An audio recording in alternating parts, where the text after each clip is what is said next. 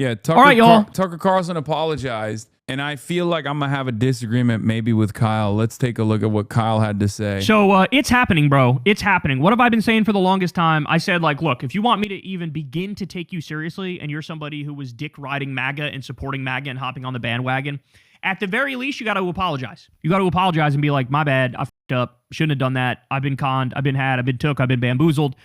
If you say that and you sprinkle on top a little bit of like, obviously Kamala would have been better, then we're getting somewhere. Then we're getting to a point where it's like you can begin to heal, have a conversation, open up the lines of communication. My whole thing is, you want to come in the tent? Welcome in the tent, but get to the back of the motherfucking line, right? Like, your judgment was bad enough that you this bitch up in the first place, so you can be with us, but sort of know your role. Know your role and shut your mouth, as The Rock used to say, right? That's been my whole spiel on this. But I have to say, as time goes by, I think I was too kind. I think I'm being too kind by being that open-minded and that open-hearted, because some of this I really think is just grifting. And some of this is shifting with the vibes, because the vibes are so overwhelming that to save your ass, you have no choice but to turn on Trump. You understand what I'm saying? So, with that being said, here we have Tucker Carlson, and this appears to be an apology, where he's like, man, I should not have pushed Trump, and I'm going to have to live with this the rest of my life type shit. So let's listen, and then we'll break it down further. Here we go. Looking back, because, I mean, you and I and everyone else who supported him, you wrote speeches for him, I campaigned for him. I mean, we're implicated in this for sure. Yes. It's not enough to say, well, I changed my mind, or like, oh, this is bad, I'm out. It's like, in very small ways, but in real ways, you and me and millions of people like us are the reason this is happening right now. Yes. So I do think it's like a moment to wrestle with our own consciences. You know, we'll be tormented by it for a long time. I will be. I don't know how to feel about this. I don't trust Tucker Carlson. A lot of people are way more forgiving about Tucker Carlson. I don't trust Tucker Carlson at all, especially because here is the thing. Tucker Carlson is a room reader. Tucker Carlson knows that Donald Trump's days are numbered. Tucker Carlson still wants to maintain credibility as an anti-war voice, an anti-Israel voice, so that he can either use that credibility to lend that credibility to whoever comes next, possibly J.D. Vance, or run for the office himself. That's what Tucker Carlson is doing here. A Trump lover who's fallen out of favor. That's what he's trying to do. And the reason for why I say that is because none of the fundamentals of Tucker Carlson's worldview has changed at all. Not even one iota. Maybe on the issue of Israel, I'm willing to give him credit on that. Perhaps he thinks that the violence and the bloodshed that he saw was unconscionable. Sure, whatever. Okay, that could be one thing. However, and I'm not even talking about like, oh, he's anti-Semitically, anti-Israel or whatever. I don't give a shit about that, okay? I'm not talking about that at all. That's not the part of the calculation. I'm not trying to make an assessment on how much of his like Israel perspective is geared by anti-Semitism and how much it is genuine because he saw all this bloodshed and all the horror. But what I am saying is that none of his worldview shifted, at least thus far. If Tucker Carlson is still a white supremacist, then how is he any different than a guy who says, you know, I really hate that Donald Trump is such a lover of the Israeli state, and therefore I can no longer support him in good conscience, than Nick Fuentes, right? Nick Fuentes is anti-Trump as well. Nick Fuentes also goes hot and cold on Trump with regular frequency. Nick Fuentes is still a neo-Nazi, though. And no, this isn't about like Tucker Carlson's assessment on Israel being geared or motivated by anti-Semitism, or Nick Fuentes' assessment on Israel being geared or motivated by anti-Semitism. I'm talking about the full belief system that these guys very clearly have and also very openly demonstrate. Even if you have a sincerely held belief that Donald Trump fucked up, or you fucked up for pushing Donald Trump, sure, okay, fine, great. But I need to see your worldview change. Because if you're just saying like, no, I still want to purge all the migrants from our boundaries. I still believe in WASP supremacy. I still believe in legacy Americans as a concept. Then you didn't change at all. You just want to do Israel in America for Christians, right? Like you want to do Israel in the United States of America. You're not mad at Israel. You're just jealous that Israel gets to do Israel for Jews, and you want to do Israel in America for Christians, right? This is the problem.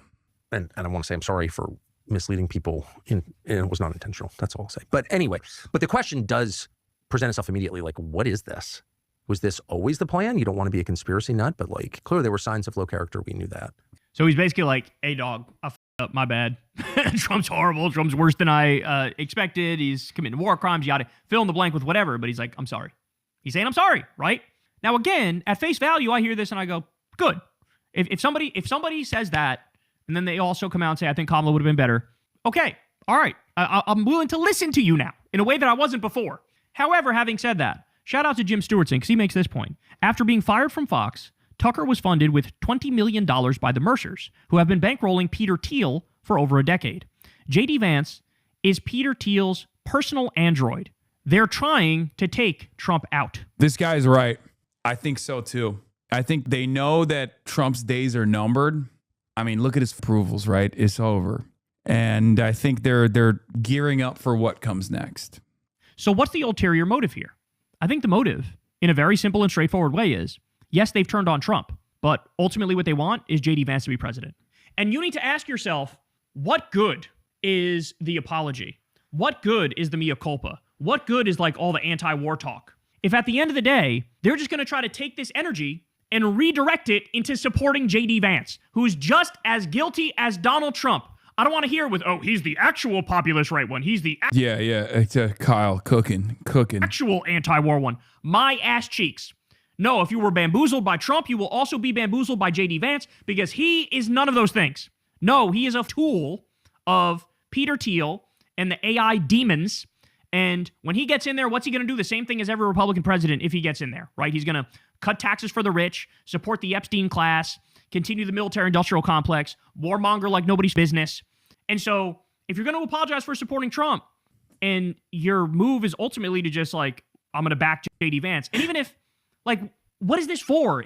Are you just going to, the second 2028 comes around, you're just going to go, oh, great, I support J.D. Vance. Like, because I fear that's what's going to happen. Marjorie Taylor Greene has been very, very critical of Trump, but she's also stopped to give J.D. Vance a lot of credit and pretend like he's sort of the solution. That's bullshit. That's bullshit. True. And so that's why it's hard to take King. this seriously. Because it's like, okay, are you doing this Speak and then all of a sudden it. you're going to like, support Abdul El Sayed? Is that what you're going to do? You're going to go out there and support Graham Plattner or Abdul El Sayed or any of the left-wing candidates running across the country, right? Or are you going to go out there and support, I don't know, are you going to be a Bernie Sanders style person now? If you did that, that'd be but that's not what they're going to do. They're going to take all this energy, they're going to harness it to be anti-Trump, but be pro J.D. Vance or pro the next Republican, slop Republican that gets served up on a silver platter by Wall Street and the military-industrial complex and the AI tech demons, okay? And you know what immediately came to mind when I heard Tucker do this? Remember this?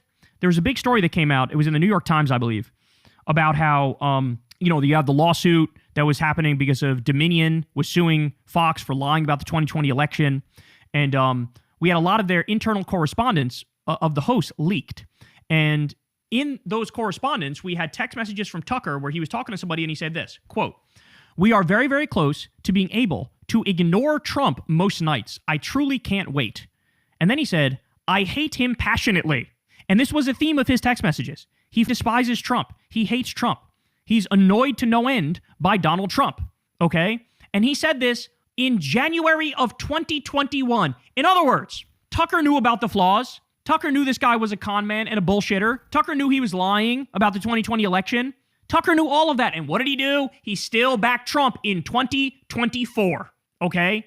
So I don't trust you when you just go, I'm sorry about the Trump thing. I don't trust you. In the same way that Pete Kegsbreth, the Secretary of War Crimes, he was on a podcast before he became the Secretary of War Crimes, and he said, I'm a recovering neocon. It was so wrong of me to think the U.S. military could go around the world and solve all these problems and do all these wars and we'd be better off for it.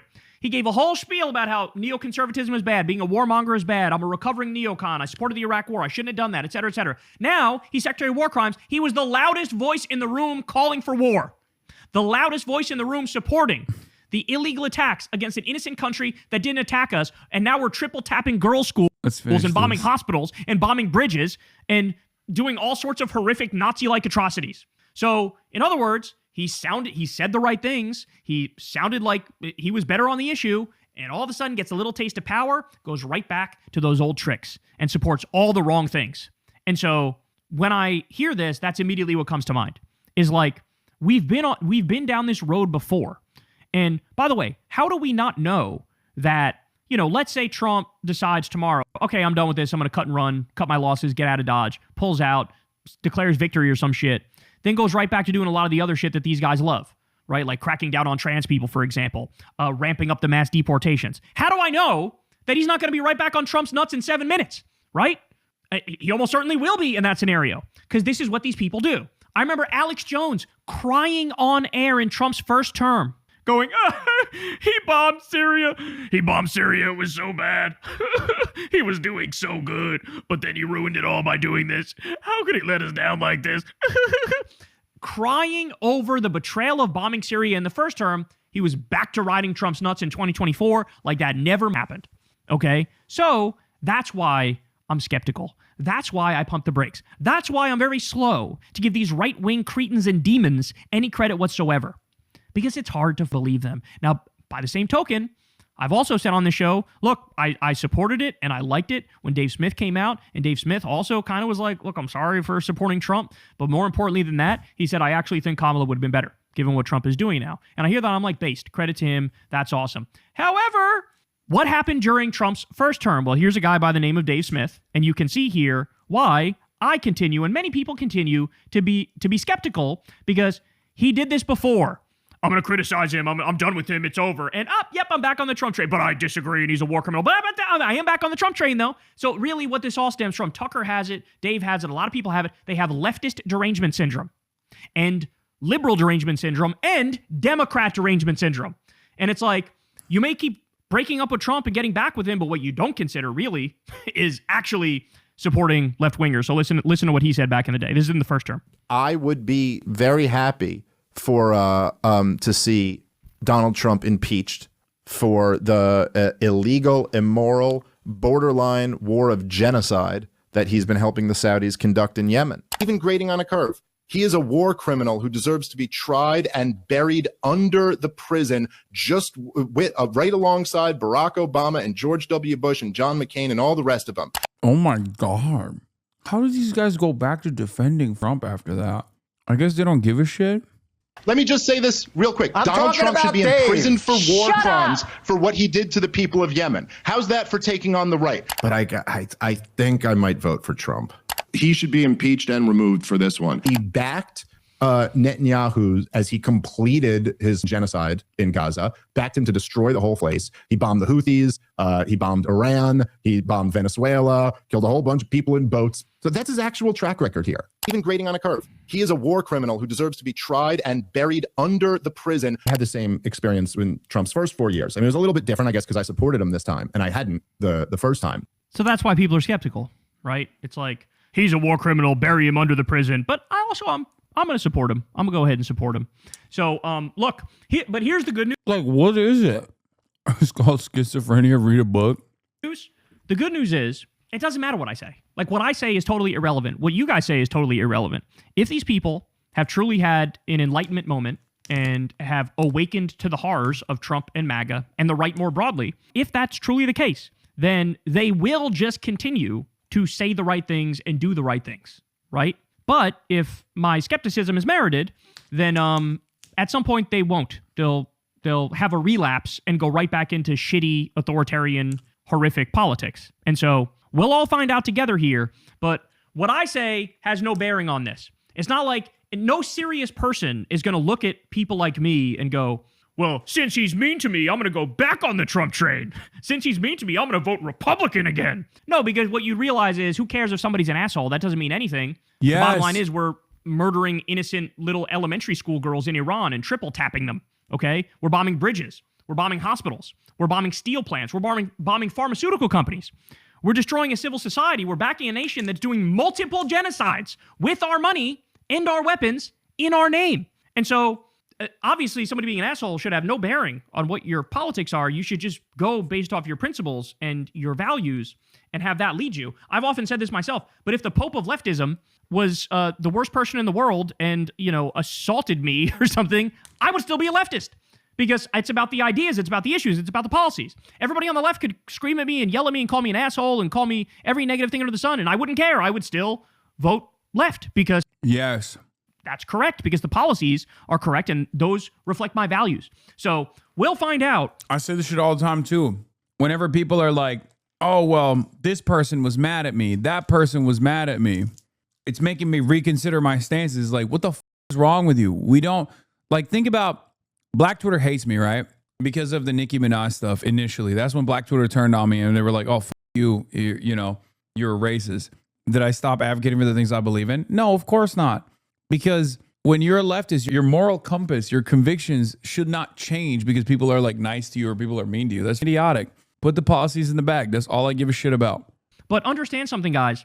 There is an industry here, right?